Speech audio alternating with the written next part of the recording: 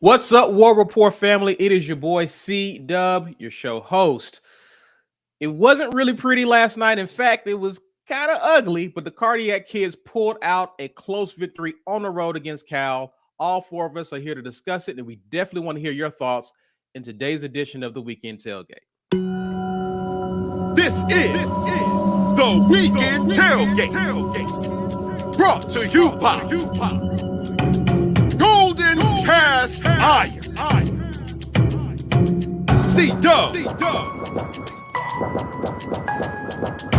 I Joe,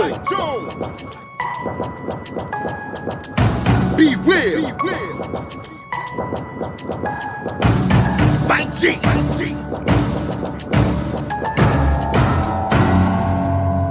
You are now listening to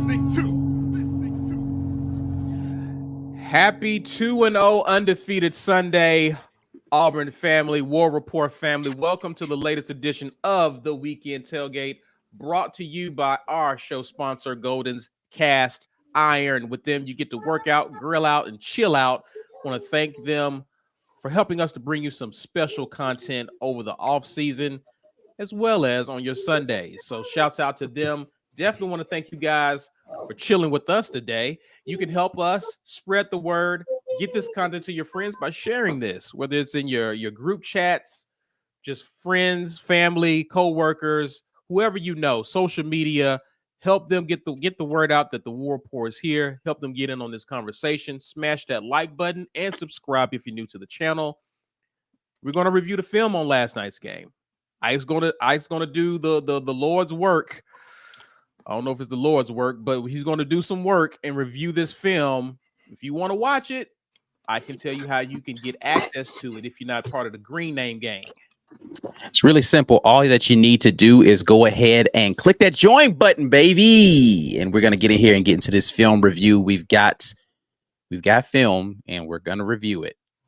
I don't know how fun it's going to be, but it's going to happen. So you guys can get a part of that. And you get to be a part of our halftime thing. People keep asking, are you guys going live at halftimes during the season? Absolutely, we are. But that's the members only live right there, halftime. So if you want to be a part of that reaction, you need to be a member. If you are a member and you want to gift somebody a membership, you could do that right now from the live chat. And we appreciate everybody who continues to do this membership gifting thing. It's always been a pleasure to see those names flash and get a bunch of new Green Name Gang folks in here. We're giving away the t-shirt again today. Hashtag get your weight up in the live chat. That's sponsored by GWT Do Energy Consulting Services. And if you want to be a part of that, you got to be present. So don't just drop your hashtag and then dip. Still be here when we get ready to do that. And also make sure you lock in with the Pod Network. A lot of great content coming out from the network, Up-Tempo, College Loop, and of course, the Auburn Express is our pod. So if you want to hear audio only versions of content, a lot of stuff that's not being broadcast right here on YouTube, you need to head over to your podcast spot and click in with those three and you will enjoy it. Yes. Good morning, guys. Nice to see you again this morning. Same shirt. No, it's different. I switched up. I was say I'm the same shirt. Oh, that's funny. Yeah. Oh man, guys, how are we feeling? How are we feeling about this? Just kind of thoughts before we get into just reviewing the game and things we saw. How are we feeling a few hours or several hours removed from watching that game last night? Auburn won. That's always a good thing when Auburn wins, but just initial thoughts. Be Will, talk to me, man, as you're yawning. I know. How you feeling? Yeah. Let me I know quarterback is going to be a process. And I still have a lot more trust in Hugh Freeze, especially after the post-game comments. He's straight up. Hugh Freeze is straight up.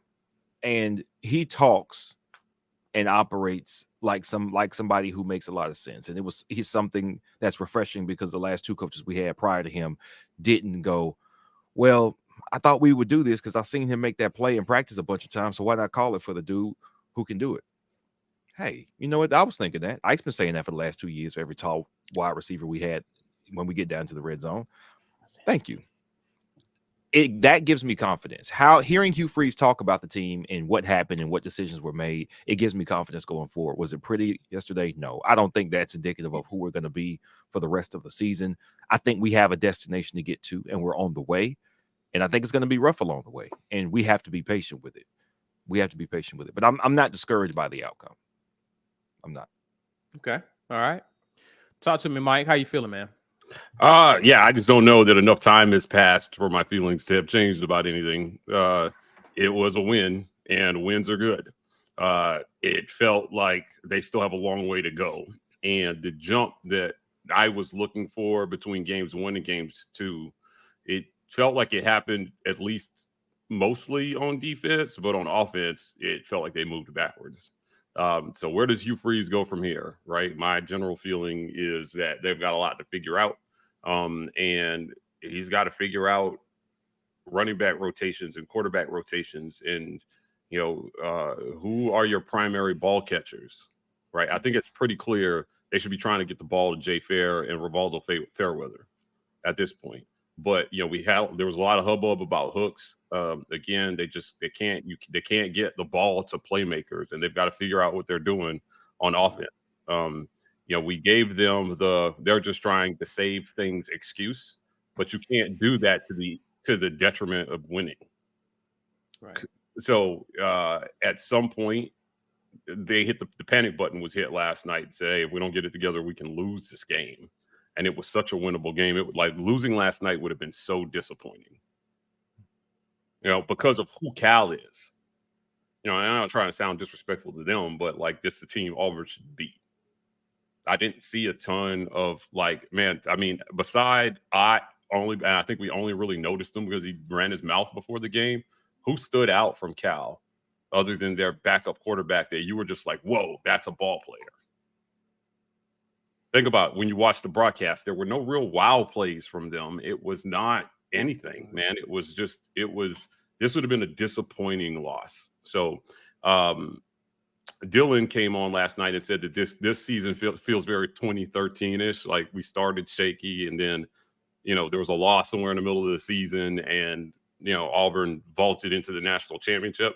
I'm not sure that's this squad, but I'll be interested to see what kind of development Hugh Freeze can continue to make on offense as the games pass, right, while trying to maintain winning. So Texas A&M, to me, got a lot more interesting. I think it's going to be a lot better barometer for them than Cal to measure where they're at in terms of the gap between them and the middle to top tiers of the SEC, right? After last night, I'm not even the only reason I would put Auburn in the middle is because there were a lot of other teams that just looked not good this week against much worse competition. Yeah, so it was the offensive play calling just left me a lot to be desired, right? And it was not, even though I know Cal is a better opponent than some other people played, they weren't good defensively. They just weren't. This wasn't a great team. It might have been better than some of the others, but they weren't a great team. I expected a lot more from them last night, so hopefully they can figure that out. All right, talk to me, man. Have you had any more new thoughts? How you feeling? Yeah. A lot of what I felt last night, I still feel just because I haven't had the opportunity to look at the entirety of the game yet. I did watch some of the game again. A lot of what I felt like I blocked it out last night because I was trying to focus on what was actually happening on the field. But in retrospect and rewatching the game and now getting to re-listen to the game, I hated the commentators last night. Like they were very annoying on the rewatch. They were annoying last night, but I was so focused on the game that I was kind of listening, but not really listening. Rewatching it when I'm trying to focus on the game in a different way, I'm hearing them talking. I'm just like, what are you talking about, bro? Shut up. So I kind of had to mute it at one point in time, just be like, okay, I don't even want to hear you. Anyway, that ain't got nothing to do with Auburn. As far as Auburn is concerned, I think that coaching staff they need to figure out who is going to be the person calling the plays. It's clear. I posted this clip on social media today of Coach Freeze talking about the Rivaldo Fairweather touchdown. And what I found interesting about that clip was he said Jake had a good run play in mind, and I think it would have worked. He's talking about Jake Thornton. Right. So not the OC, not he himself. I guess Jake Thornton, their run game coordinator, and he was like, hey, we should run this set. So there's just a lot of people on game day involved in the decision-making processes. And I think that is what's causing us to not be able to go as quickly as we need to be able to go in certain scenarios. And they need to figure out how to speed that process up and lessen the number of voices. I think in certain situations, it's okay. I think in that particular scenario where it's like, hey, we've got to get a score right here. Let's take our time and decide on this. But there were other times where I felt like we were just moving way too slowly.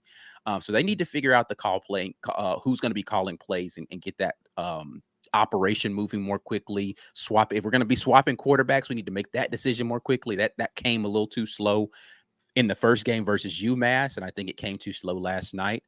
But kudos to our defense for stepping up, accepting the challenge, and going out there and putting Cal's run game in a hurt locker last night. I can name a couple of people. We've already talked about Eugene Asante. We've talked about the effort that, DK has been a man possessed out there in these first two games, causing havoc all over the field. He's forced fumbles in each of the first two games. Marcus Harris played really good on the interior defensive line. Jalen McLeod made his presence felt out there for the little bit that he was able to get out there and contribute. Keontae Scott played well. I can when I can rattle off multiple names of people who I felt like were contributing in a very real way, that's the kind of defense that I want to see trotting out there every Saturday. So kudos to the defense for stepping up and accepting the challenge of the very unique things that two different quarterbacks presented to them and handling both of them fairly well. Looking forward to seeing how that defense continues to mature as this season progresses. So let's talk about the defense, and let's kind of start with we didn't do it. We didn't do it this time. I'm not sure if we're going to do it for the season, but we used to do player of the game, and for me, player of the game is Eugene Asante. 12 tackles, total tackles, 9 solo, 1.5 tackles for loss, and 1 sack.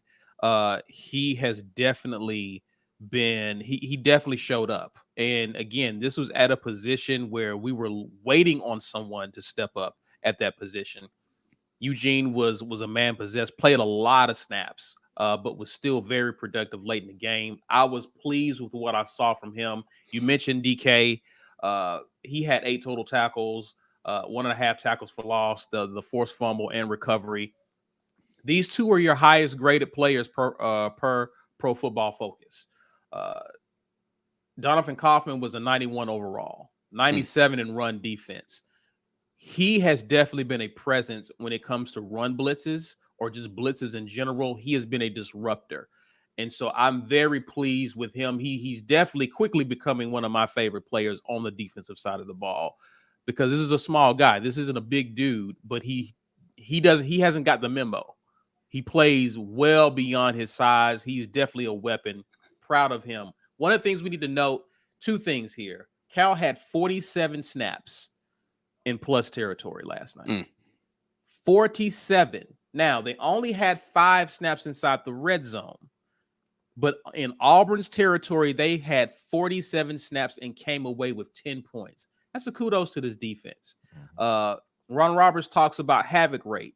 Right now, through 2 games, Auburn has 5 turnovers. I think he should be pleased with how this team is progressing, taking on the identity he wants for them. This is a very opportunistic defense. Already, you got guys like DJ James, Jalen Simpson, who are getting picks, who are they're stripping the ball. I like the mentality of this attacking, very opportunistic defense. B. Will, talk to me about your observations on that side of the ball. Everything that both of you all said. Asante having as much energy on the field as he does off the field and in practice. What we saw of him, the energy that he seemed to give to everybody around him in practice, and that positive and the smiling and the let's work, you saw it. You saw that energy. It manifests as tackles and being in the right place at the right time, and tackles for loss and the sack and the pass breakup. To see that And to think he couldn't get on the field. He was on the scout team last year. By his words, after he was interviewed after the game. So I was on the scout team last year. I don't know why he wasn't in the game. Maybe going through that last year helped unlock him and make him ready to contribute this way. But Eugene Asante, definitely number one. We knew that the defensive backfield was really good. I'm not surprised at all that Donovan Kaufman has been playing as well as he played. We hope he's okay. I don't know if they actually gave us the information. I saw somebody mention concussion protocol for him. I'm not sure if that came from the coaches or what. Yeah, Coach Reese said that he thought that he was going through concussion protocol in the postgame presser. So, yeah, Donovan's good. Okay, yeah, I really hope he looked okay because he embraced Thorne. He looked okay at the end of the game, but so I was shocked when I heard that. But go ahead, B. Yeah. So I'm glad he's okay. He is essential because he can do everything. He can do everything. He can defend the run. He can cover, and we need that guy. We need that guy to be an elite defense. We were an elite defense last night. I know it was just Cal, and yes, Cal is bad. So some of this is Cal being bad. Our defensive line being able to hold them down the way we did. Yes, some of it is Cal being bad. But when you find a linebacker that can do it, it should look like that. Some of it is they were bad, but also if you're really good and the other team is really bad, that's what it looks like. They have the ball on your side of the field all game, and they come away with almost nothing.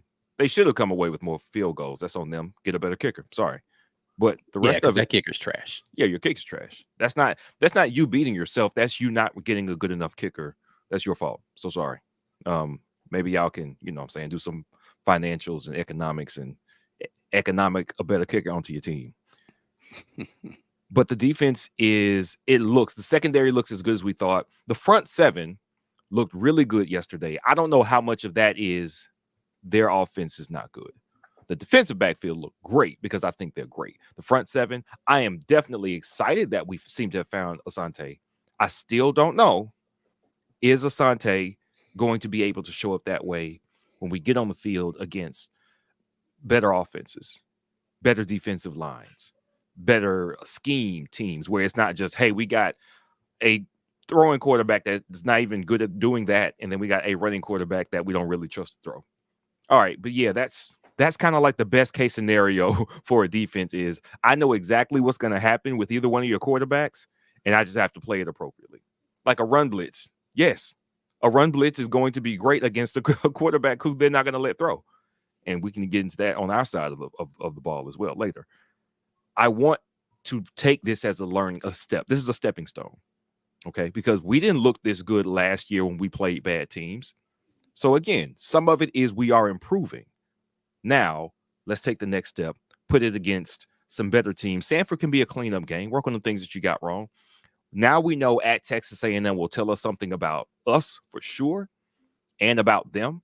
And I think it'll be both sides pivoting point for the season. What are you going to be this season? Texas A&M will see exactly what we got on defense because they got athletes. They got better players than Cal had. So we'll know soon. But all those players on the defense, man, they balled out. Mike G, your thoughts about Eugene Asante, linebacker play, just the overall play of the defense last night? Well, Asante, we heard a lot about, right? And it's nice to see him finally emerge. Every season, it seems like there's a guy who steps up that wasn't maybe highly talked about. Now we heard about Asante because they talked about his speed and some of the things that he was, that he can do. But the timely sack at the end of the game was amazing. He tracked the quarterback, and that quarterback can move. Yeah. And so for him to get in there and get that sack at that juncture in the game, I tweeted out, like, does Auburn have enough gas on defense to bring this home? And a ton of people emphatically replied, no. Listen, I in my mind, when I saw your tweet, I was thinking the same thing. I was like, this is the levee is soon to break because it feels like the floodwaters are crashing up against it right now. Are they going to be able to get enough stops here? Well, we've seen this story before, right? Like it was a really poor offensive performance that left your defense on the field most of the game. And I forgot, do we have time of possession numbers? Do we know what Yes, I we can do. tell you. time of possession in this? Auburn was on the field with Cal was on the field for 34 minutes, 48 seconds. 9 minutes disparity in time of possession. Yeah. That's a lifetime. Yikes, right? And so that's how much those guys were on the field last night, and they came through in the clutch. Kay and Lee got the start and defended a pass immediately. Yeah, he had 2 really good pass defenses up the side. They were trying to get him on some solo shots, and I like him. both. Yeah, I know we're talking about Asante, but like, guys, it was crazy seeing DBs turn their head to the football. I was like, whoa, our DBs got their head around. That's is something. I mean, for the last like 10 years, probably going back that far, it's been a frustration. Why don't the DBs look back for the football ever? I'll tell you what, Cal's DJ James did that too. Cal's DBs did not. They had some notable ones where it was like, man, he didn't even try to get his head around. Just went on one. I forgot. Maybe it was Fairweather. He just ran straight through. Fairweather. Yeah. And I'm looking at it. I'm just thinking, this team assignment and alignment is what Hugh Freeze talked about. And Eugene Asante looked like a guy who was the leader of alignment and assignment. He was there, man. He was bringing the energy. He seemed to know what to do. I mean, he was playing instinctively. He was playing fast. So it's nice, again, to see somebody emerge in that role for them, because this changes the outlook of this defense quite a bit. Right? McLeod, I'll be interested. I mean, I felt like we didn't hear a ton from the Jacks last night. No, the Jack position was kind of quiet. McAllister right? didn't really do anything. Yeah, McLeod was involved. He wasn't the pass rush guy though, right? I thought he was going to come in and be the havoc maker. That's not how they were using him. They were dropping him back in coverage. They were using him as an edge guy. Like, he was used very differently than I assumed he was going to come in and be used. Right. But he made a couple of plays last night. He was involved in some stuff. And one pretty crucial, I think, the 4th down stop that we got. McLeod was in on that one. He got cramped up too, so I know that kind of limited what he could do consistently.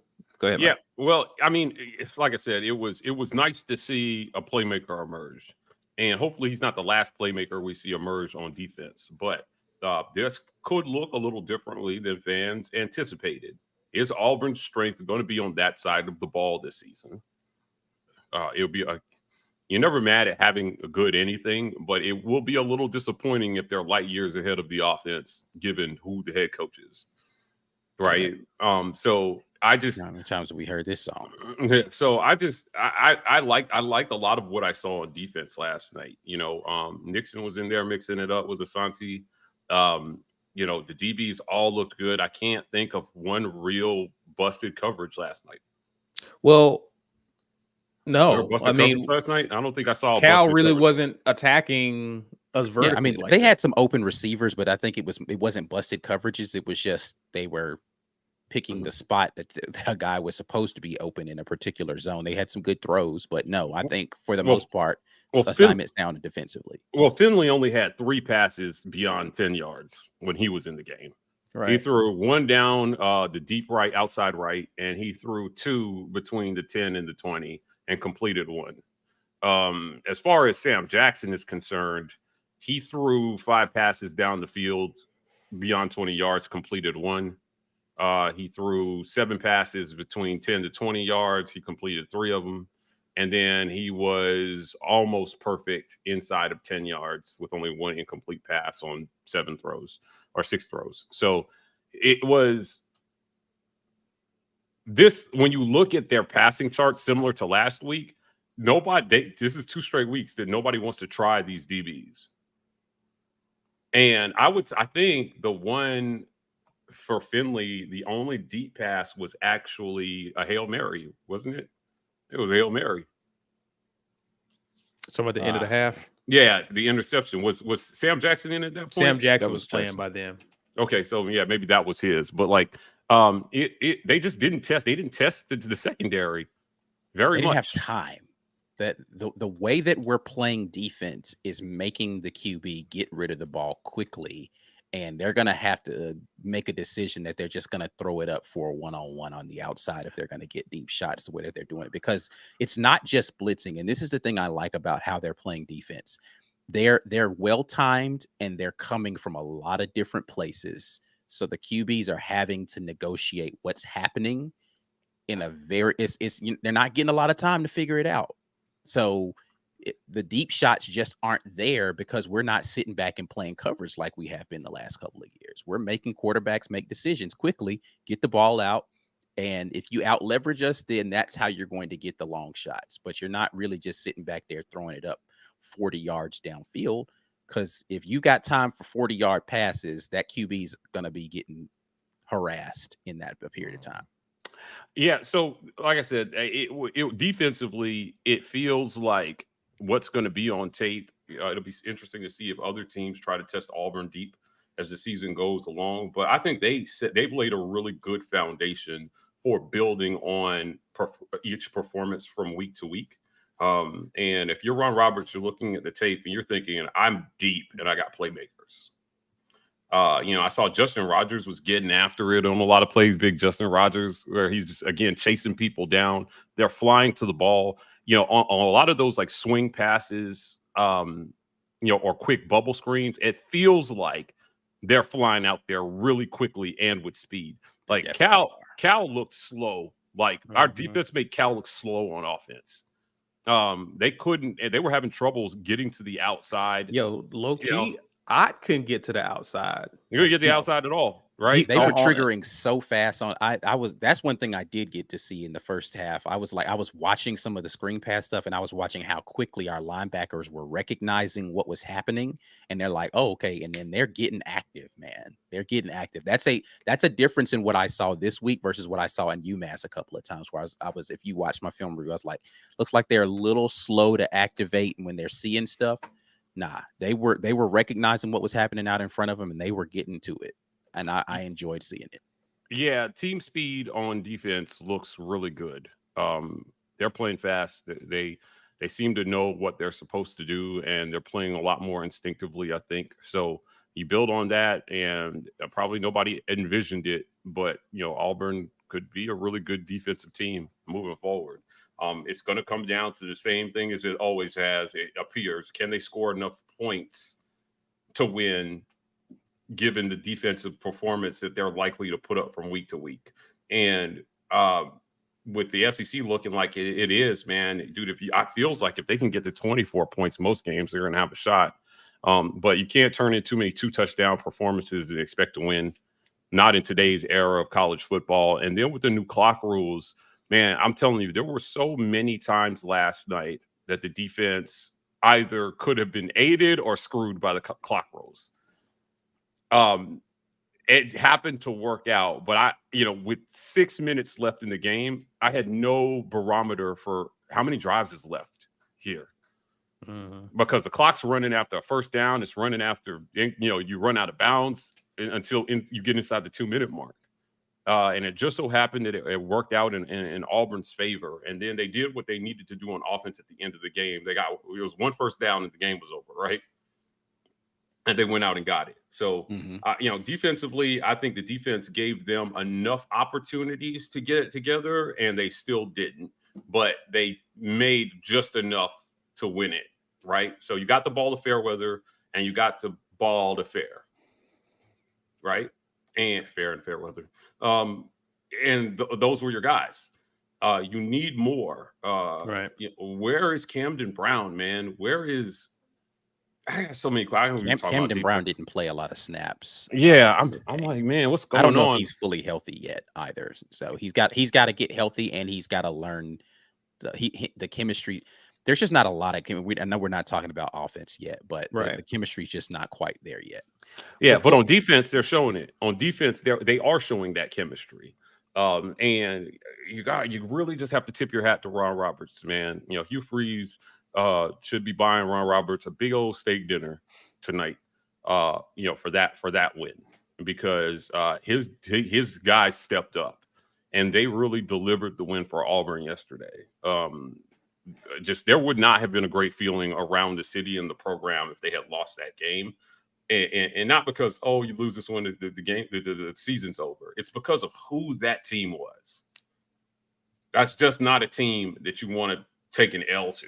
Right. And that smells of, again, the Auburn that will pull off these amazing wins at time and then just completely lay an egg against an inferior opponent you had no business losing to. No, they had no business losing that game last night. The defense made sure that did not become a reality. So, they owe those guys a lot. Before we get to some comments, guys, real quick, how would you grade the defense? I'll go around. Let me know. Ike, how would you grade the defense? I mean, I give them. Oh, this is tough because I feel like they rescued this game. I don't really feel like they played poorly. I got to give them an A, man. Like, they were flying all over the place. If not for the defense, we don't win that game. And I'm trying not to grade them on a curve, but giving up only 10 points when you're playing in your own side of the field for the majority of the game, I don't know why it would be anything less than an A. And I'm gonna just say yes, an A. Yeah, same as an A. Even if their kicker could kick and had hit the 3 that he missed, they still wouldn't have scored 20 points. And that is amazing considering how many times our offense gave up the ball in negative territory. That was an A performance by the defense. See someone in the comments. Small Republic says Cal kicker gets an A. Mike G, what would you give our defense? I'm going to give them an A+ for this one. Less than 300 yards given up total offense is a pretty good performance, no matter who you play. Yeah. Right. And so, only 113 yards on the ground. Cal averaged less than 5 yards per pass attempt. I mean, this is a pretty good performance by the defense. They got, and I'm giving them the plus because of the adjustments that they made to the quarterback switch. Yeah. Yeah. That's right. good. They had to adjust to a quarterback switch that was drastically different. So, this is where maybe having a Robbie Ashford on your team 100% helps you on defense because those guys know what it's like to chase around a dude who can cause problems with his legs at that position. It's very, Brian talked about this on one segment. It's very hard for teams to simulate that athleticism at quarterback with an actual quarterback.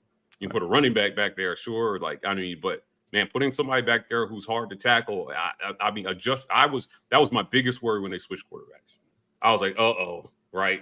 I expected at least one major bust where he scrambles and somebody gets loose downfield and the nail in and they just never gave that up. After the only play where I was like, God, we just didn't defend that right was the touchdown. That's it. Every other play, I felt like it was either, okay, he's really fast and he got the edge, or okay, that was a good throw. That was like, it wasn't a situation where I was like, God, what are we doing right there? Yeah. Other than that drive where Ott scored the touchdown, we just weren't in position from the linebacker standpoint on that play. Yeah, they get the plus for me, again for the adjustments and for the red zone defense as well too, right? Forcing those field goals, forcing again strength on weakness, forcing them to their weakness every time, which was their field goal kicker. I'm telling you guys, last night I never felt so confident that a kicker was going to miss a kick than that game last night. I was watching with my brother. I was like, "He's gonna miss this shit. We're good, right?" And he went out there and he missed it. And it was not like it looked like he was pushing him. Yeah, he was pushing. He missed 2 right, and then he completely hooked the other one. Yeah, it was in his head, man.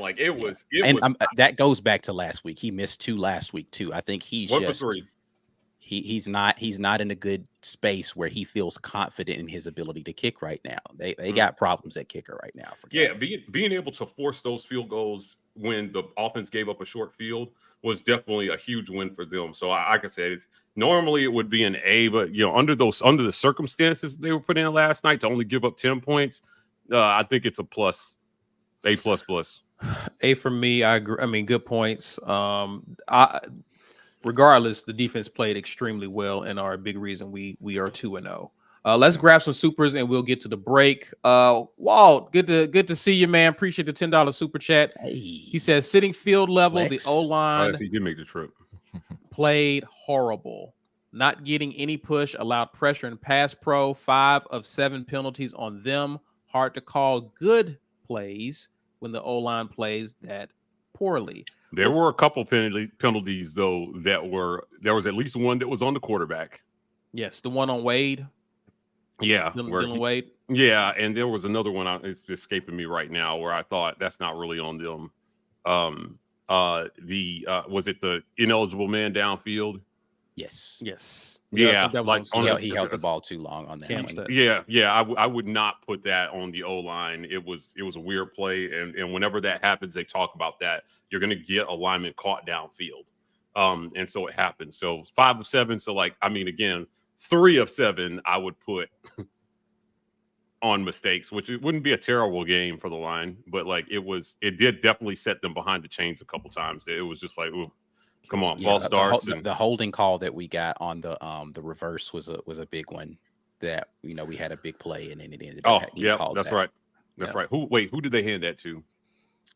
I don't remember right Cobb? now. It was Cobb. Cobb was on the handoff. I thought you were saying who got the penalty, but Cobb was the one who it was the one they handed it to. Yeah, and that was a big run, right? Yeah. And they got fortunate too because it was spot of the foul.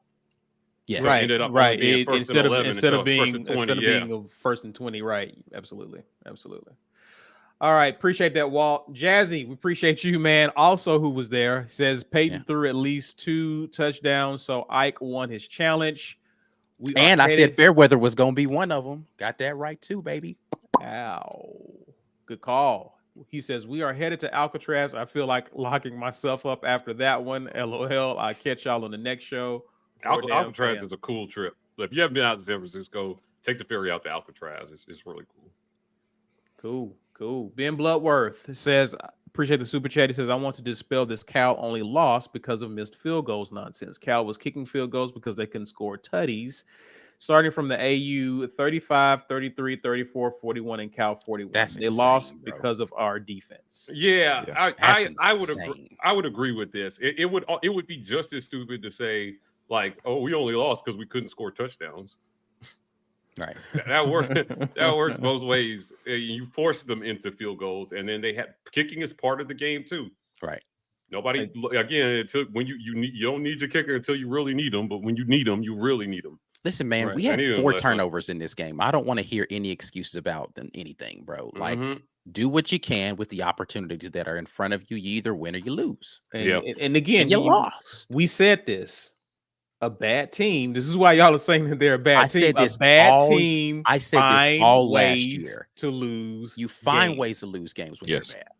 Yeah. Right. And you lived in plus territory as an offense. 47 snaps in plus territory. Yeah. Somebody asked Jade not if the name Cal means anything. No.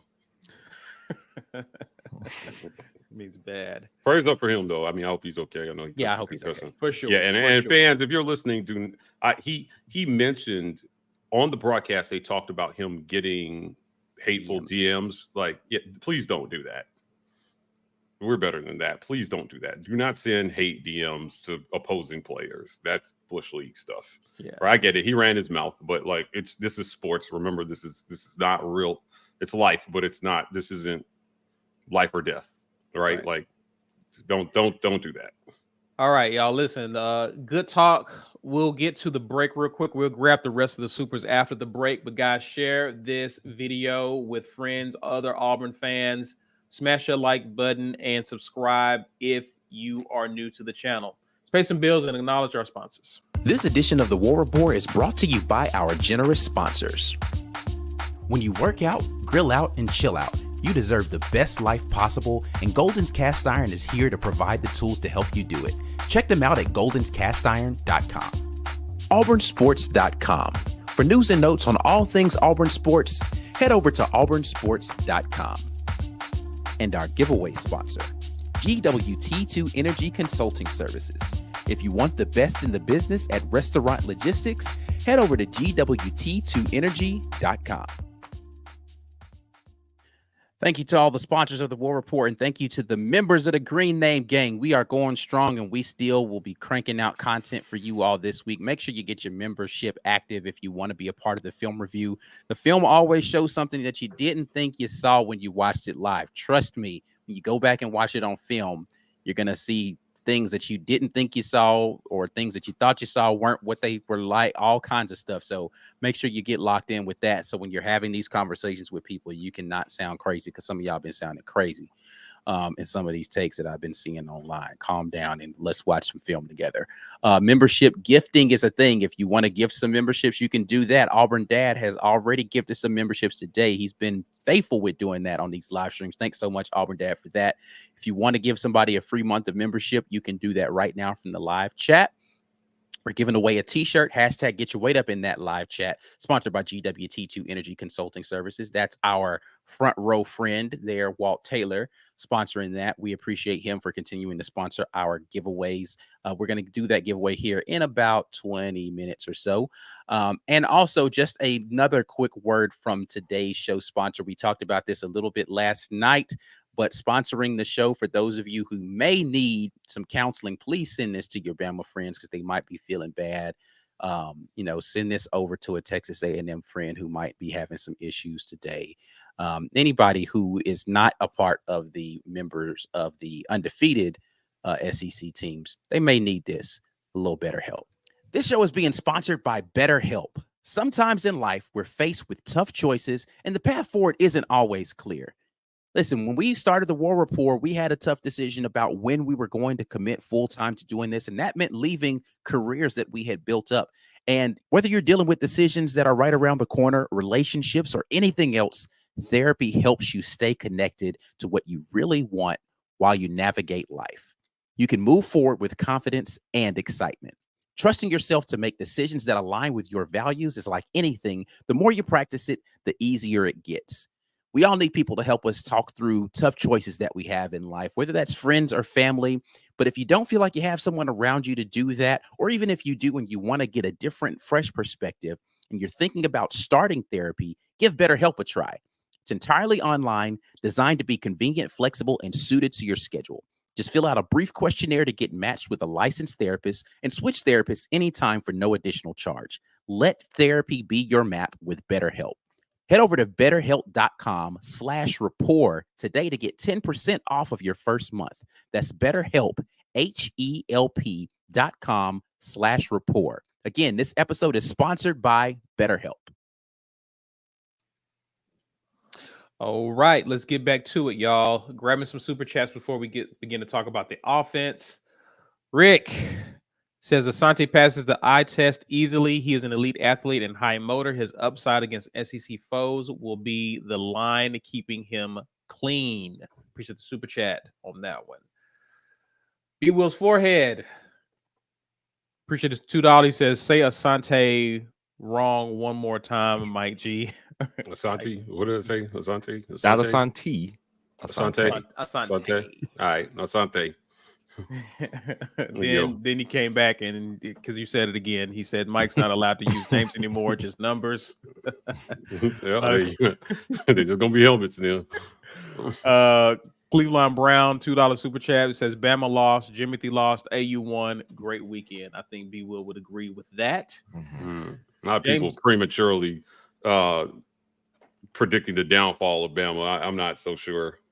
This should be fun then. James Jordan with the $9 or $10 super chat, $9.99, says if Peyton can't be decisive, what are we doing? Just like UMass, super late on breaking routes.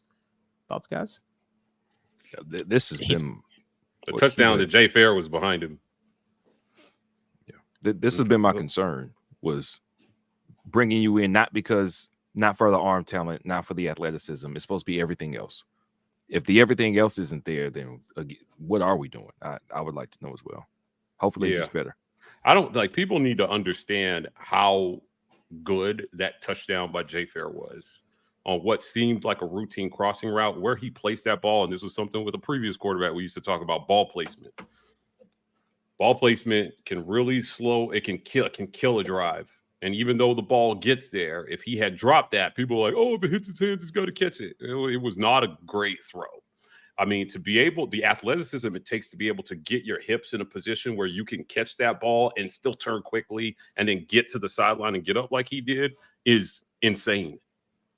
Right. Yeah, he turned that corner around that defensive back really tight. Like I thought he was going to go out of bounds, but that was an amazing run after the catch. After he caught the ball, he squared his hips really fast and then got a field. I mean, it was really impressive. It looked kind of routine, but when you're super athletic, you make really hard things look routine. But that was a great touchdown by him. The Thorns just got, if he leads them a little better, Jay has more options in what he can do thereafter. That split second, I'm telling you, gives the receiver a chance to decide whether he's going to cut that up or, you know what I mean? Like, they only had one option there because of how the ball was thrown, but that's something that Thorns definitely needs to get better at. I think Hugh Freeze, because, you know, it was interesting. Robbie Ashford got a lot of critiquing about accuracy. And so far, I can't say that Thorne has been much better in terms of accuracy in game. We haven't been able to see all the practices, but, you know, based on what we heard and what he's doing in games, I'm not sure how great it's been. He just needs to improve. He's got to improve. He's definitely got to improve. Auburn Dad for Life says, no matter what, we won, so we still 2-0, and Bama and A&M are not. How good is Miami? How good is Miami really? Athletically, Miami's really good. If they can continue to get good quarterback play, I think that they will be okay. The issue with Miami, I think, is going to be discipline when they're playing better teams, because they're very undisciplined right now. But, you know, listen, Miami's got athletes all over that team. And if they get good QB play, then they can make some noise. Two men had the courage to pick them. Yeah, they did. To win. Yeah, they did. Yeah. They did. That took courage. Yeah, it did. It did. In the face of adversity. Your peers looking down on us, literally from the top boxes. They were like, why are you guys picking Miami? And we're like, I looked at B. I don't remember ever saying that, Ike. I don't think that came out of my mouth one single time, but I like how you look my direction. Yeah, I tried to. I messed that up every time.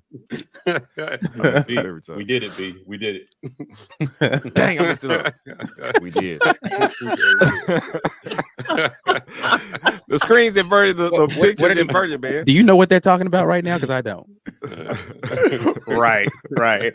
No, I really don't. This is silly. I like this. Very unlikely. Says Asante is either A, great, B, is scheme, or C, both. Let me see. It's a mix of both. I also great. I think that's yet to be seen. He's good, and he's super athletic, and I like everything about what he brings to this defense. I like. So we'll see as he progresses against better competition if he continues to elevate his game. But from an athleticism standpoint and just pure football instinct standpoint, the kid's amazing. I like it. Yeah. For sure. Let's talk offense, gentlemen. Let's talk about the offensive side of the ball. You tell me if you agree, disagree. I picked defensive player of the game overall, but definitely on defense, it was Eugene Asante. Offensive player of the game, I have to go Fairweather here. 4 targets, 3 receptions, 39 yards. He had the big catch on that 3rd and 17 to extend that drive, that 28-yard reception, which was a very tough catch for a guy of his size. Then he had the jump ball in the end zone for the touchdown. I was impressed with him. Obviously, people were clamoring for him in week 1. Where's Fairweather? Well, he showed up in this game for sure. We talked about the penalties along the O-line. We talked about QB play. I'll just let you guys go. Just kind of what were your thoughts offensively? Some of the things that you saw that were concerning. Ike, talk to me about offense. I know Mike has kind of mentioned a few things. I don't know if B has mentioned some things yet, but go ahead, Ike. What were some of your concerns? What are some things that you saw that were positive? What you think? Yeah, offensively, and I said this last night, and I have not rewatched this game fully, but I did watch the first quarter and a half, and I feel the same way in regards to I just don't like the plan that we came out with offensively, and I definitely did not enjoy the way that plan was executed. When I get, you guys know how I get when I start watching film and I start watching us run the ball and I start counting the number of defenders that are within striking distance of a runner inside the box. And I'm just like, I don't know if that was the right decision to go with that right there. Right. So we've got some improvement that needs to happen. And I think the biggest improvement that's got to happen is the trust of the wide receivers and quarterback together. They need to trust that they're seeing the same thing and executing in a good way. I just don't think that it's there yet. Offensive line has been up and down. They look good at moments. They look bad at other moments. But if I think overall the offensive line, and this is crazy, is still way better than it was last year in just about everything. That's procedural penalties. That is post snap penalties. That is in blocking on for the run. That's pass blocking. And it didn't look great last night. And I still think it was better than it was last year. So we've got some work that we need to do on the offensive side of the ball against the more talented teams. But the good thing is that we still have one more game to try to get a lot of this stuff together before we have to take this show back on the road against an SEC team. And I'm looking forward to seeing kind of what the approach is going to be this week leading into Samford and how we take that into basically a tune-up game, extended, practice going into Texas A&M. Yeah. Let me ask you this. Do you think, or at least with last night, do you think the approach, obviously we got Jarquez back. Let's just feed Jarquez and see what we do. That was 100% what they decided to come out and do. They were just like, oh, we got him back. Let's give him the ball. Yeah. Do you think that they were forcing it? But also you're playing into the defense's game plan, because if I'm a defensive coordinator, I'm making Auburn beat me. So I want to get them in third and long situations. I want to get them in those situations. Correct. Do you think the objective should be, is you talked about it, giving Peyton Thorne some easy throws to establish a rhythm with him, knowing that your running game will be there?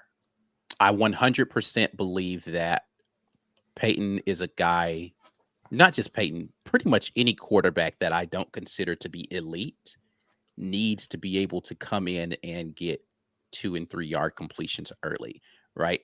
Because here's the thing, the difference between a 3-yard run early and a 3-yard pass early, it's the same amount of yards, but the running backs don't necessarily need that confidence early in the game. You open up the hole for the running back, he's going to run. Like, some running backs do get stronger as games go on. I don't think any of the running backs in this room need that. When Damari Alston got in the game, he didn't need time to get warmed up, but they handed him the ball and he started getting active. Yeah. If you open up the run a little bit more, I think Peyton Thorne, Robbie Ashford, Holden Gerner, if he gets an opportunity, need to be able to see completions happening and get into some sort of rhythm with their wide receivers so that our run game can do what it's supposed to do. If you're just going to lean on the run game early, teams are going to say, all right, that's not going to work. Give me something else. Yeah. We're not that dominant in our front five to just go out there and mush people like that at the P5 level. We're okay, but we're not there where we can just say, all right, we're running the ball, stop it. We're not there.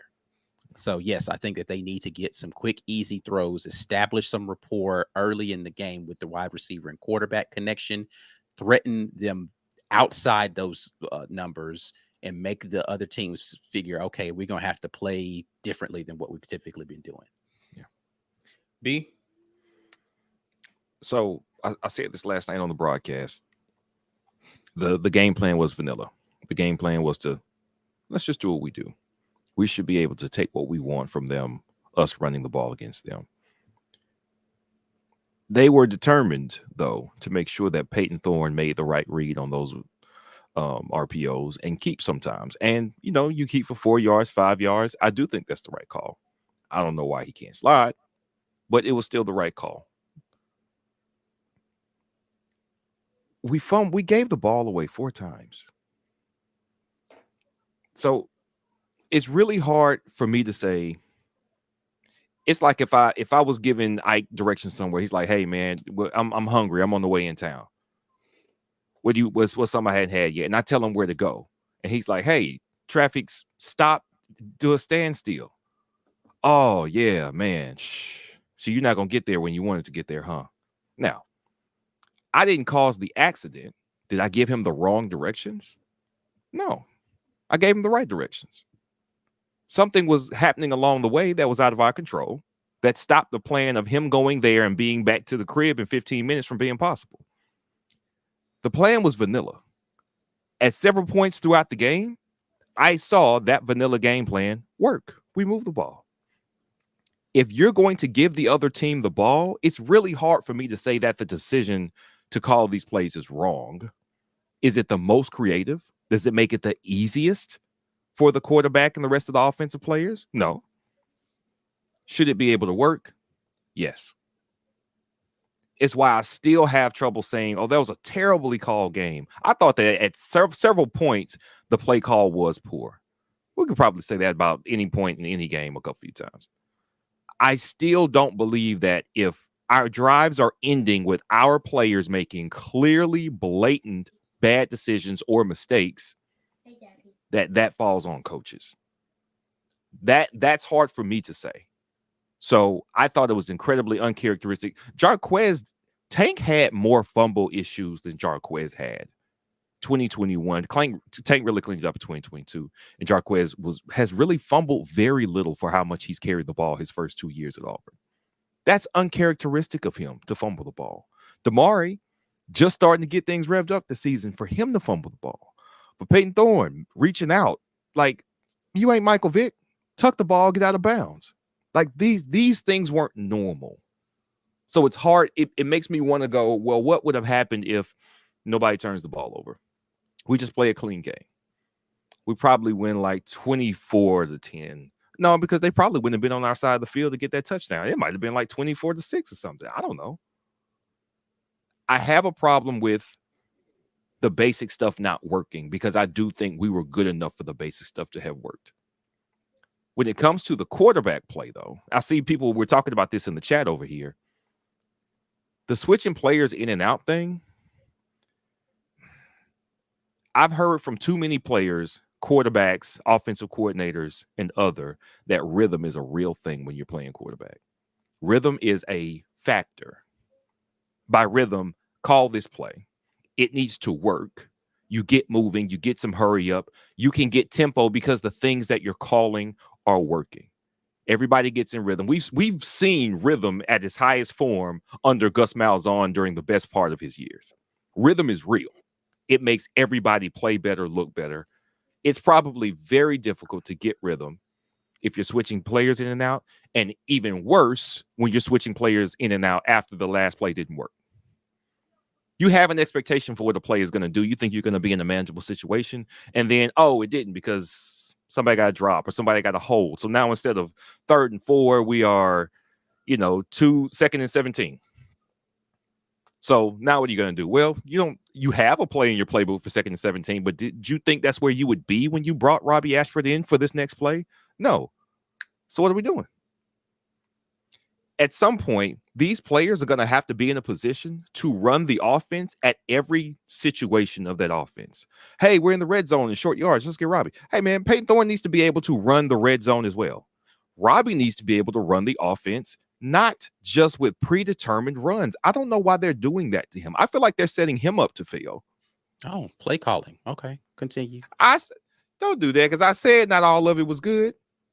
I still think it's way more than what you're giving credit for, but I'm gonna let you get your stuff off, and I'm gonna tell you why you're wrong in just a minute. But continue. All right, and then I'm gonna make something up and tell you why you're wrong, even if I'm wrong, because that's what I like to do.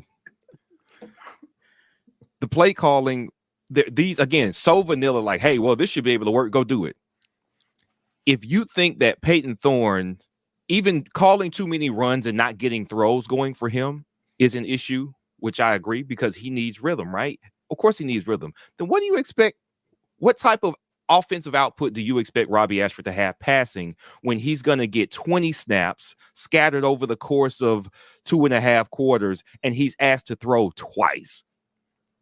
there's never going to be any semblance of rhythm or flow or continuity. But somehow, everybody in the fan base, and I don't think the coaches put this expectation on him, says, oh, well, look, Peyton Thorne hasn't been great, but Robbie got that one chance to throw and he looked bad. Let's put him on the bench for the rest of the season. That's stupid. If we're grading guys by getting one throw every 2 quarters, I think 90% of the quarterbacks in D1 are going to be on the bench. You invest in somebody, you give them the opportunity, you let them get a feel for the game, and you call plays to their strengths. Yes, I can understand that you said that. We haven't done that for Robbie, so I don't know why you're using him, is my question. If you're not going to really give him a chance to quarterback, then what are we doing? If you're going to say, hey, Peyton Thorne's the quarterback, though, he's the mind that I need on the field, let him run it then, all of it.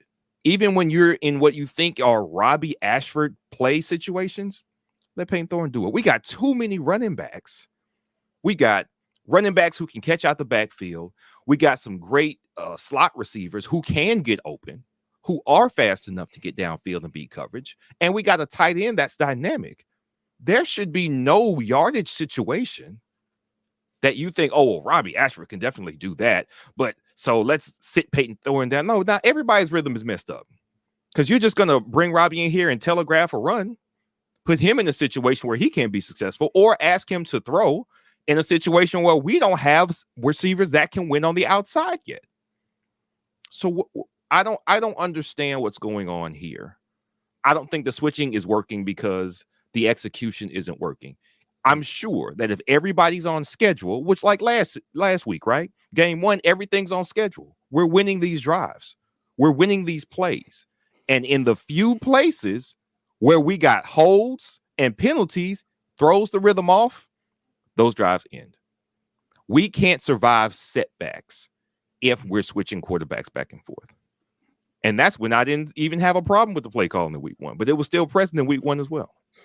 So I've got questions about that. Ike, I'm gonna give you 1 minute. Mike has not spoken. I don't need a lot of time. Okay, leave some change. I'm gonna give that to Mike because Mike still needs to go on in this segment with offense. But go ahead, Ike. Yeah, first and foremost, you're wrong. So play calling was the problem. The problem was play calling. If you're saying circumstances have to be ideal in order for us to be a good offensive play calling team, we're not a good offensive play calling team. You have to deal with the fact of what happens in the game and make adjustments based upon that. I'm going to use your analogy.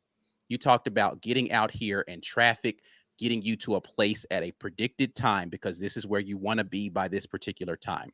The problem with that is the coaches are intended to be your GPS. If the players are just out there by themselves making decisions, okay, you need to go here, the coaches should be looking at the GPS and saying, there's a situation right here that we can avoid, take an alternate route, and you'll still get there. Might not get there in the same timing, but you'll get there. The problem is we decided we were just going to, the hell with a GPS. Let's just go out here and do some stuff and figure out if we can get there. I know it's over there somewhere. The destination is over there somewhere. I saw it on the map. Figure it out as you get over there. That's not how you become a good offensive team. Play calling wise, none of that is going to work unless you figure out how to adjust on the fly. We did not do that particularly well in this game. I don't think that the game plan coming in was particularly good, and we definitely didn't adjust it quick enough. And the adjustments we made, I didn't really like them on the fly either. Now, we won the game. Ultimately, that's what matters. Don't think that we did a really great job from the play calling coaching standpoint to get us to that destination though. That was more of the fact that we were just more talented. Agree. That's it. I told you I didn't need a full minute, bro. So it was a little longer than a minute, but hey, close. You did well. Do well. Mike. You said something last night. You said something last. Well, I'm gonna set you up. All right.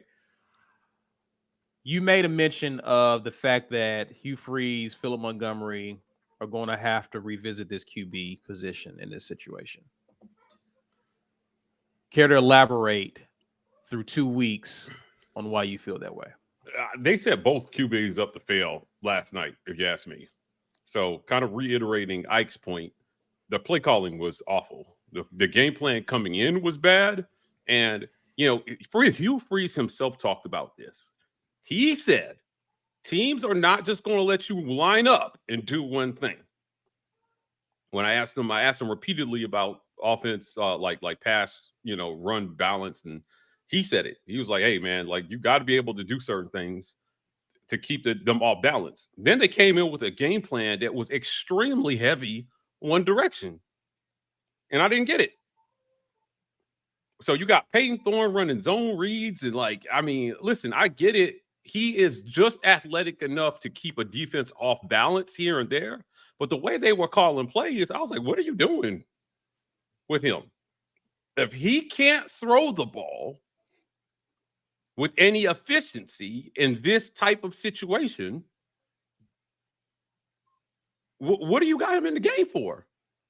They were calling plays for Payne Thorne like he was Robbie Ashford. That's what I saw. And then he goes out there and he gets the fumble. Now, he's got to secure that football, but it's the call that comes first. I don't think he should have been in that position. But that's how they were calling the game 100% to start. I think it might have been a better idea to bring Jarquez Hunter off the bench. I agree with this. Hear me out, right? He did sit out.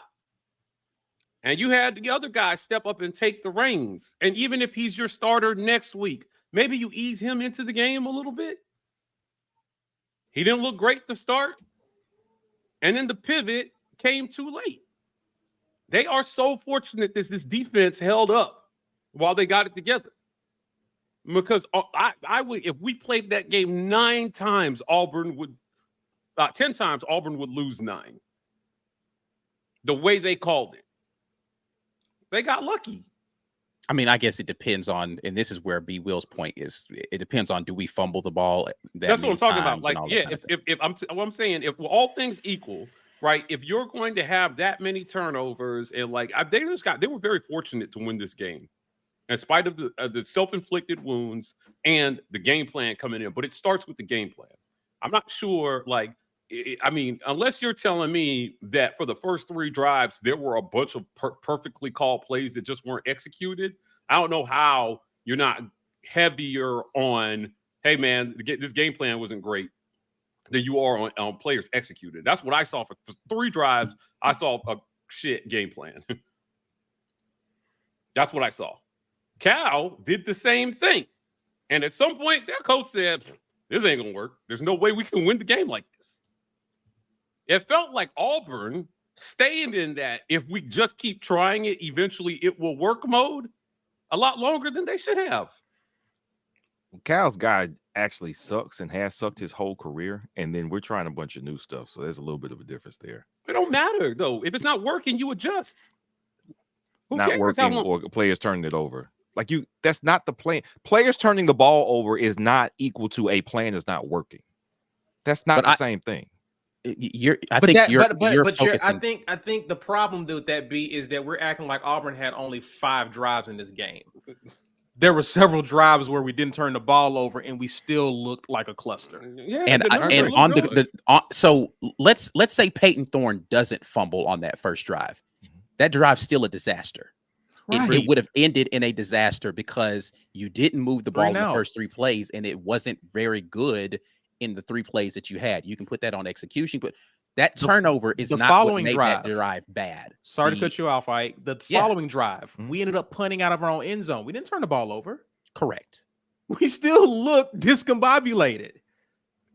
Now, 2 things can still be true. We weren't executing, but my goodness, if we see the game going a direction, let's not act like Cal doesn't have a film room where they're looking at things that worked the previous week. We were vanilla last week. So if you're going to run a vanilla game plan, knowing that they have film and are trying to take away what worked last week, why are you still doing that?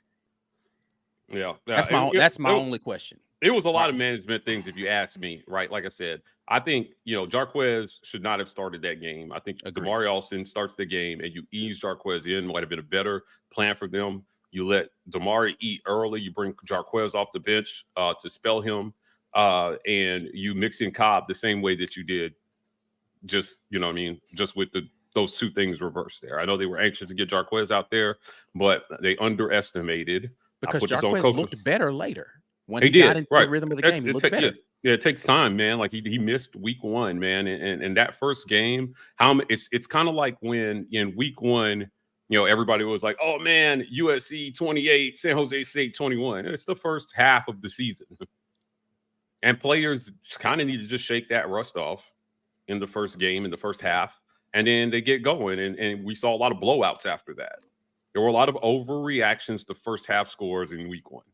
Well, this was Jarquez's week 1. Yeah. Right. And they didn't manage that particularly great. Right. And then going back to quarterback. I thought coming into this one that Thorne was going to have a day. I did too. By the numbers, I thought Thorne was going to eat this defense alive. Right. Right. He did not. Now, he definitely, this is where I will say, yes, there were some throws out there that he didn't execute, but I don't think they particularly gave him a chance to get in a rhythm in this game at all from the start. From the way they started calling plays, you had him run the zone read. I think maybe the first 6 plays were called runs. Yeah. The third down well, play. I don't the think was third a down on the turnover was a pass play. But He he just technically ran it. Right. Okay. Yeah. I just felt like, again, to me, it just felt like, okay, they're leaning run here. But they're doing it with Thorne. So I had tweeted out after the second drive, I'd be surprised if we don't see Robbie Ashford here. And people were like, what do you mean already? And I was like, well, they brought him in at the 5-minute mark of the first quarter last week. If you're going to play 2 quarterbacks, here's maybe the time where you bring him in and try to see if you're going to call plays like this. Bring in the dude who can run the ball, who's more of a run threat. Robbie couldn't get to the outside last night. But I question a lot of what they saw. I mean, early on, my first thought was they're trying to keep it vanilla, right? And when you think you have better athletes that you should dominate, and it is just about execution, then maybe you try it again. After that second drive, this is where I'm with I completely. The pivot came way too late. The pivot came too late. So you continue on with that, and now mistakes are being made. And we're saying, oh, execution. And I'm just like, no, man, they're doing it wrong. They're playing. Cal had the same idea defensively that Auburn had about them. I'm not sure about these quarterbacks. Get after the run and see if these quarterbacks can beat you with their arm. Thorne never really got a chance to do that, man, in the first 2 quarters. And then when we were asking him to throw, it was an emergency.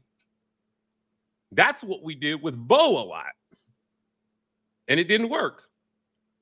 Run. And then, it's 3rd and 12. Let Bo throw it. All right. Yikes, man. They've got to figure this thing out offensively. They do. And they have time. I'm just really, really happy for them that they didn't have to lose this one to learn that lesson. Yeah. Right. And that's where they're fortunate. But the scheme left a lot to be desired. I think it starts with that, because that is what literally comes before execution is scheme. You put a bad scheme out there, I just didn't see where there were a bunch of perfect, excellent calls that weren't executed. I didn't see that in the first quarter. I saw a bunch of from the first snap after that first drive, I literally sat there and was like, what is this play calling? This looks weird. This feels weird. Let Thorne let it rip, man. That's why you brought him in. Yeah. That's why you brought him in. Here's where I agree, though, B. It's a mix. It's not strictly one or the other. I just think that you're taking a lot off of the play calling and putting a lot on the execution, and I think it weighs a little bit. I'm not saying they didn't execute. That wasn't obviously turnovers is a problem, but there were a lot of drives where there was no turnovers where I was questioning some of you marched Robbie out there. Right. This is a very good example. They called a timeout. Mm-hmm. 3rd and 4. They're looking for Robbie, and this is something I mentioned to Ike before the show. Robbie, in some cases, is determined, I got this ball, even if the read is the handoff, I'm athletic enough to beat my man and pull it anyway. Right. if I'm a I see that. I don't make a lot of money, especially related to football. Like I make no money related to football. Okay, if I can see that, you think guys who get paid to see this see that? So then on fourth down after a timeout, you run Robbie around the end. That was crazy to me. That was that was the worst play call in the game to me. Yeah, that was completely wild that they took a timeout to run a QB sweep. I was just like, yo, what just like that's not what y'all went to the sideline and talked about. You couldn't have. Right. And it's not that of course I don't disagree that the play calling, I can't tell you that this was the best call game I've ever seen, not even close. As just like when y'all said there were drives that didn't end in turnovers where there was poor rhythm and bad calls, there were drives where we were marching that did end in turnovers. So what I think probably I concede happens, your point that the turnovers color your perception of how the game was, because on drives where we were cooking, turnovers or a costly penalty stall those drives. And Coach Freeze said the same thing. So again, yes, the perception of this team probably would have been a lot different had the outcome been a little bit more favorable and we had taken care of business and not had a holding penalty when a drive was going in good, had not thrown an interception on a drive that we were going good, had not had 3 fumbles on drives where I get that completely. My problem is still that I don't think that the plan was particularly good. And it's in those particular times where the play call is what's going to be most important that it felt like play calling let us down more than it helped us. And that's the thing that I have a problem with. When you're backed up into fourth down play call, where who did they throw it to? It was Amari Kelly, the back shoulder. Is that the one you're talking about? Yeah, I think so. Yeah, I raised an eyebrow at that one. Oh yeah, that 3rd and 2. Was it 3rd or was it 4th? It was 4th down. It was 4th down. Oh yeah, it was. It was a 4th. It was 4th down. I don't remember what down it was. I just know the Amari Kelly back shoulder situation. I was just like, is that who we're going to go to in that situation? I just don't. Again, I get it. The matchup was there as far as the one-on-one is concerned. But if you're going to throw the back shoulder, why Amari Kelly?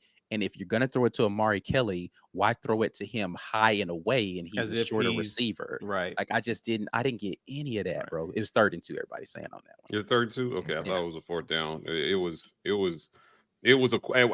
I just had a big old eyebrow raised at that call. Like, in this particular situation, it's 3rd down. Where were they? Were they around the 50? No, they were. Was it midfield? Was it midfield or was it deep? Because I thought we punted it after that. Go ahead, keep talking. I thought they were around the 50. I could be mistaken, but it felt like it could be 2 down territory as well too. So, I don't know. I think I'm looking forward to hearing from him that he was pretty hard on himself and the coaches when they watched the film. No. He said it before. It was at the Auburn 32 on that play. Oh, the Auburn 32. Okay. All right. So maybe not 4 down territory, but like I said, I'm looking forward to him taking a lot of responsibility for what we saw offensively. I'm telling you, like, I get that Peyton made some bad throws out there, but if he's going to cook anybody, he needs to cook himself first. Personally, I do not want to see a Peyton Thorne, Robbie Ashford critique fest. Good comments all around, gentlemen. Good discussion. Before we move on to the giveaway, as well as to what did we see, quick grade on offense. Like last time, I'll go around starting with you, Ike. This is rough. Gosh, man, because I have to factor in the turnovers. Got to factor into this number. C-, man, and I think I'm being generous with that. C- on the offense, 14 points. I'm C-, and I think I'm being generous. B, D, Mike. This is an F. I don't know how you guys can give any grade other than F. 230 yards of total offense in this game.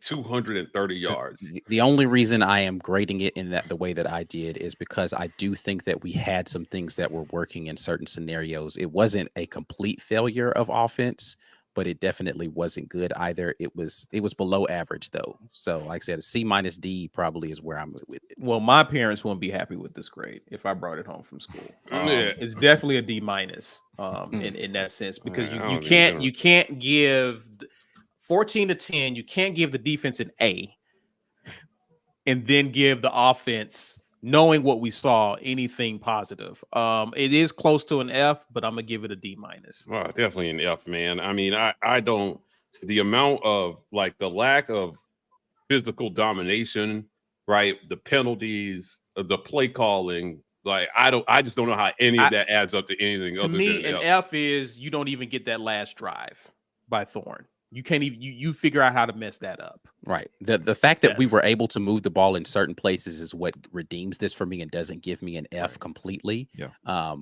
Now, again, I don't really believe in grading on the curve. I know that we should have scored more points against Cal. It just is what it is. You take advantage of the opportunities that are in front of you. So, yeah. All right, gentlemen, we are at the well past the giveaway time. We're giving away a T-shirt. Is that right, Ike? Yep. Hashtag get your weight up. Ike's ready to draw. Listen, draw, Ike. You had 20 minutes. A lot of time. Let's get to it. Somebody's got to win it. T-shirt's going to Matt Hutchins. Matt Hutchins, let us know if you are here. Please let us know if you're here. We will be looking out for you. Let's get to the latter segment. What did we see? Who wants to go first? I'll go first because mine is probably a little different. Let me see. Oh, listen, guys, the new clock rule is literally the worst change to college football in the last 10 years. It's awful. This rule sucks. Right? College is supposed to be different from the NFL. It's supposed to be more exciting. Part of the beauty of the game is the comebacks. It's that you're never out of it with 5 minutes left. They changed this rule and they killed like 75% of that. So many games are effectively over at 6 minutes. It's ridiculous. I'm sitting there and I'm watching Miami, Texas A&M, and I'm just thinking, they can't really come back in this one. This clock rule is awful. The chain stopping on the first down made the last 4 minutes of every college football game some of the most exciting sports you would ever watch. Insane. You could come back. I mean, that last 4 to 5 minutes could last an hour, and it was amazing. It produced overtimes. It produced crazy comebacks. And it also meant that you have to burn all your timeouts and onside kick it. They have taken that away. And why? To shorten the game, which they promptly stuffed with more commercials. So the experience is not really shorter. You're just watching more commercials. Now, I get it. Advertisers are important. And as a business who depends on advertisers, right, to be viable, I get it. You want more space for advertising. But if the sacrifice is a longer game to maintain the integrity of your sport, so be it. We are college football fans. Of course, we're going to watch anyway, but this rule change sucks. And dressing it up as if it's for the experience of the fan is a slap in the face to every fan. This is not about the fans. This is about the advertisers. I wish they would stop messing up the things that we love. We love college football. Leave it alone. What's next? Right? I can't imagine what bad rule they're going to come up with next. They're probably going to say, you know what? Now you only get 2 timeouts. That'll speed the game up. Yikes, man. This rule sucks, dude. It's only been 2 weeks in, and I'm just like, yeah, it's not. I mean, we've had some exciting innings through 2 weeks, but no thanks to the clock rule, man. They're killing part of what made this sport so special. I yield the rest of my time. Somebody else. All right. Sucks. Who wants to go next? B, you can go last. You want to go? Yeah. Okay. Let's get to it, man. All right. So, I hate to say it, but the ACC looks really good. The ACC has a couple of teams that I could see competing for New Year's Six for sure. Unlikely Maybe teams, even, by the way. Yeah. Yeah. I mean, listen, man, Clemson is not the best team in this conference right now, and it's not particularly close as of where we are right now in the season. Miami looked good. Florida State looks good. North Carolina has probably the best quarterback in the country, even though he didn't look particularly great in his game yesterday. He's still, to me, the best quarterback in the country. Duke has one of the best quarterbacks in the country right now and looks decent. The ACC looks legit this year, man. And I don't know the last time I was able to say that about their conference, which makes me say when we play the SEC ACC challenge this year, we got to get some get back. Y'all better be hooping on these fools because they already think they better basketball players than us. We can't let them be better football players. That's our thing. But we got to take their stuff. Don't come out here and embarrass me during basketball season, man. Because I don't want to go talk to Candace Cooper over there Locked On ACC and she start talking trash to us about every sport. I'm not here for this. Can we get our thing together, man? Okay, y'all look good. I concede it. It's fine. I still don't think you're going to win a title, but you look good. We got to get some get back during basketball season, man. Not finna be getting ran all up and down the court, and we get ran all up and down the football field. That's not happening in the same football or same sports year. No. Enough is enough. But congrats to your ACC teams. Man, y'all got Ike out here almost grabbing air. Goodness gracious.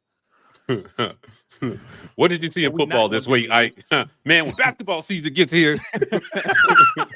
I saw we got to get some get back is what I saw. Meet me at the court then. Tired of this nonsense, man. All right. Well, on the heels of that, come on, SEC. Yeah. Good gracious of life. Okay, let's just go back a week. Let's go back 2 weeks.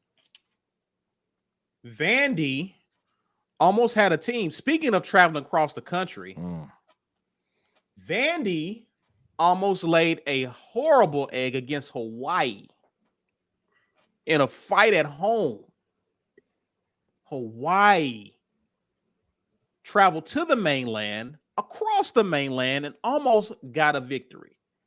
You won that. The next SEC game, we see Florida getting curb stomped in Utah with their backup QB. You lost by 2 scores in that game. Yeah, that's bad. Power five. We're 3-4 through 2 weeks. Against Power 5 competition, we are 3-4. First week, South Carolina loses by 2 scores. Yeah, it was pretty bad. To North Carolina. That's bad. LSU. I was the only one who had the fortitude to pick FSU. Hearing Ike articulate why LSU was going to win had me feeling a little insecure about my pick. Here comes Sunday. Yeah, that was bad. Brian Kelly. Yeah. Brian Kelly did. They lost by 3 scores. Yeah, it was to bad. FSU. Yeah. Another ACC opponent. Yeah. We think we're gonna get some revenge in week 2 against the ACC. Here comes A&M, Miami. Yeah. Miami was just in control that game. Those 3 games in the ACC challenge, we have lost by a combined 50 points. Yikes. That doesn't sound good. A combined 50 points. Texas, who, coming over to the SEC, bragging about taking down, at least we can say, hey, you're not beating Bama, you're not beating Georgia. Here comes Bama. I switched my pick from Texas to Bama because for some reason I thought Milroe would build off of week 1. Yeah, he didn't look good. Yeah. All I can say is at least our QB won. Yeah. Bama can't say that. Yeah. They lost by 2 scores at home. At home. Yeah, it was bad. Georgia has perhaps the weakest non-conference schedule of any team in the top 25, and they look a little pedestrian. Offensively, they look bad. Yeah. Ole Miss. El Miss, I'm sorry. Went to Tulane and got scared. Got a little scare put in them. I guess they're We back up. look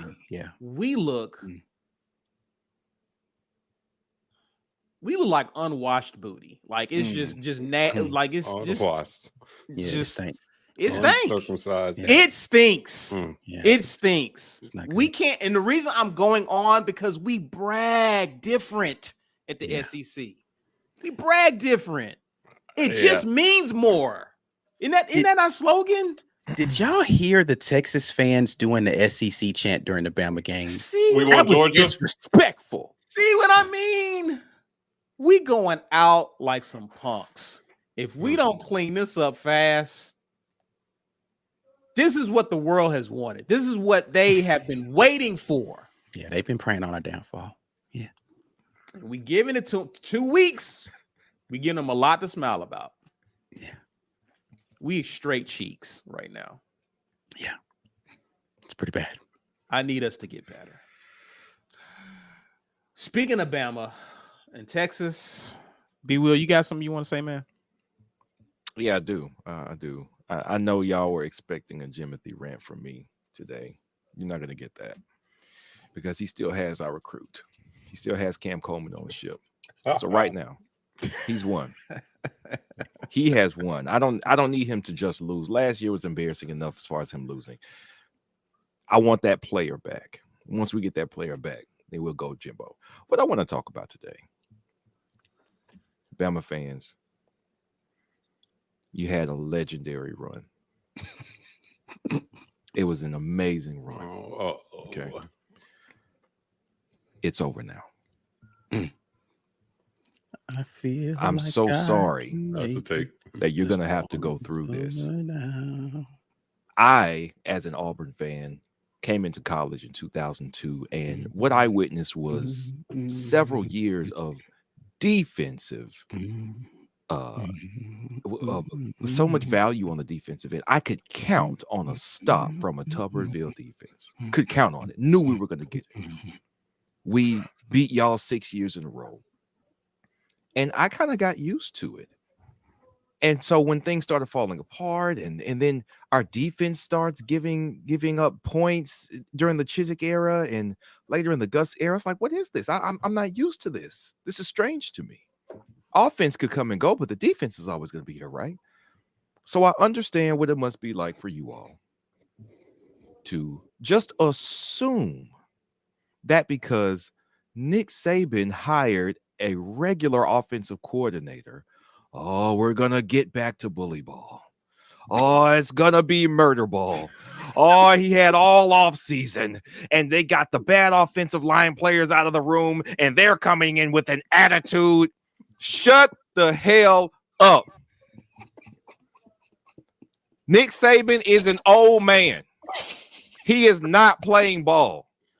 He is not pushing against those Texas defensive linemen that need to make room for y'all running backs. He is not the cornerbacks out of position and getting smoked by those wide receivers and Quinn Ewers. He could never imbue the skill and the experience that he has in his mind into the players he has right now. The Bama dynasty was built off of an extreme talent advantage that only Bama carried. And it slowly, very slowly disseminated to the programs around Bama. The first nail in the coffin was Kirby Smart splitting the talent base and going to Georgia. That was the first nail. I am telling y'all this because I tell y'all this all the time. I've got a group chat with a cousin and a very good friend of a mutual friend of ours, and they are Bama fans through and through. When Bama is up, they text me, I know you watching this. You got to be seeing. Look at Milrow. Last week, phone was blowing up. I ain't watch that weak-ass game. Nobody want to watch Bama run over Middle Tennessee State. I don't care. This week, when Texas struck first, I said, hey, man, it's mighty quiet in here. I'm not getting no text. I said, y'all know it's over, right? Oh, shoot. Now, usually they'll stay quiet. They'll stay quiet for a little while. Bama will try to do some comeback stuff, and then they'll win, right? I said, guys, I've been telling y'all this for like a year and a half. It's over. It's over. You don't have the talent advantage you had in 2008, 9, 10. Those players, it's like if you had a fantasy draft, and instead of getting the third pick in the round, it's like, okay, you're going to get the first 7 picks, and then somebody else in your fantasy will start picking. That's the type of talent advantage you have. You don't have that anymore. You can't say that you have coordinators that will get players to the next level better than anybody else. No, you don't have that. You don't have a talent. You don't have a Steve Sarkisian dialing stuff up for wide receivers. What quarterback is going to come play for whoever the guy is that calls plays? I have no idea who it is. Reese. Yeah. Whatever his name is. You don't have an attractive look. The thing that changed Nick Saban's tenure was that it used to be about the coach is the boss. You get in and you do what they tell you to do, and that's the system, and that's it. Players figured out, I need to do what's best for me. And if that means that I need to go somewhere that's going to compensate me for my play, then I'm going to go there. And that might not be an Alabama that's won all these championships. It might be a Tennessee. It might be Ohio State. It might be a team that I could just be the best player this team has ever had, but I'm going to get paid and I'm going to get my snaps to put on some film.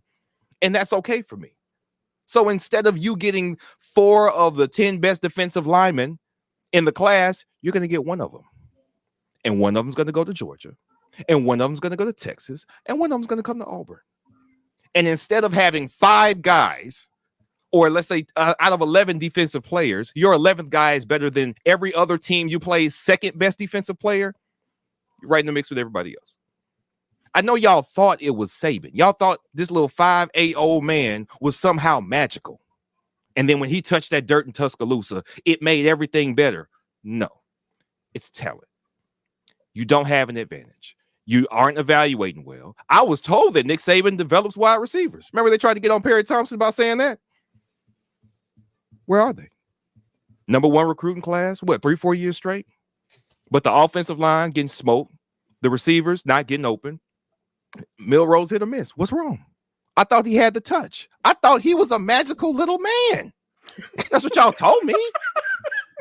Y'all told me it was, they done let you remember that lie that used to be, y'all done gave Nick Saban a month of prep time. It used to be that in the BCS championship games, it's that he had so long to prepare.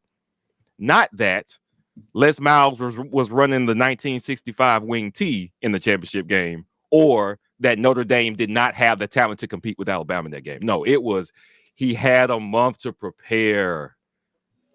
It was a talent. That's what it always was. It started when Kirby split it in half, and every defensive player who thought they had the best advantage to go to the NFL on defense thought it was Alabama.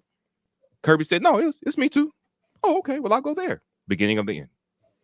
And it's been split by NIL. It's been split by the transfer portal. And now you have just as much talent as everybody else. That is a major talent player.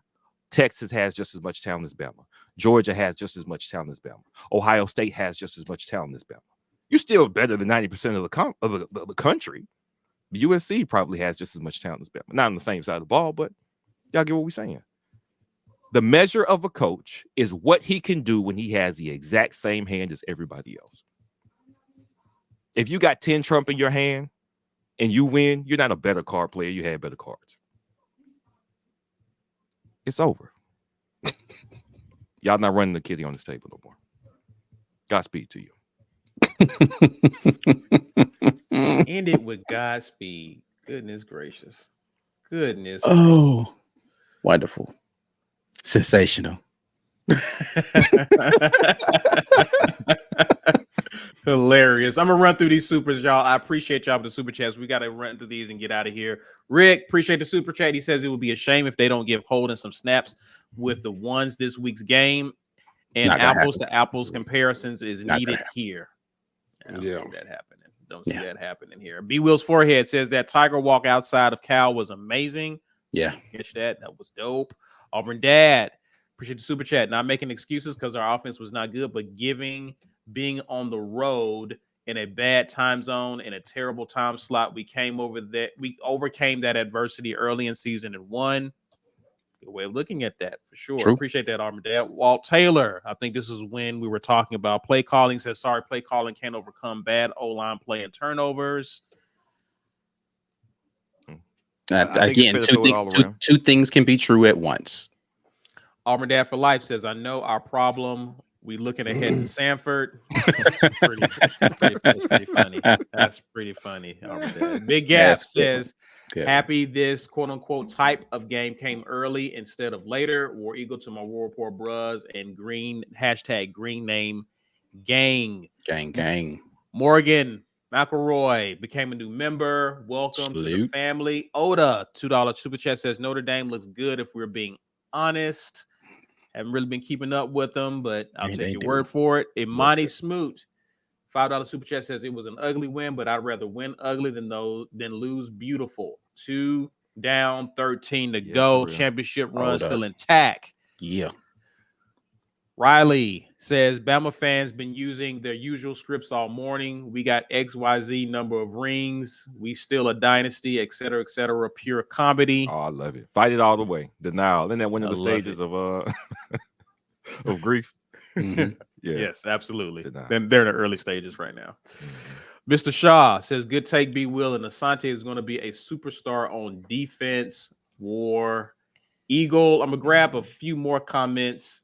JB, early on, he commented because we asked what this was. Was that last night? It was last night. Yeah.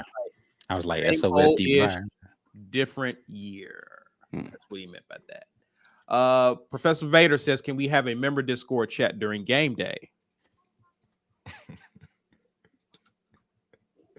Who's going to run it?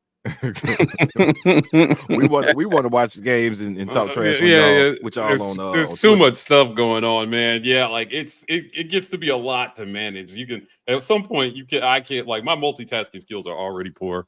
Like like being on Twitter and trying to respond to all y'all and tweeting out stuff and then being in the Discord. At one point you need like 6 hands. I don't know. We'll figure that out. Somebody else would have to run it. Yeah, maybe we'll pick one of y'all. Someone would. YPJ the Maverick says missed church today, but got to hear B. Will preach. Thank you. For the collection plate. Thank you. For the collection. Amen. Thank you. Absolutely.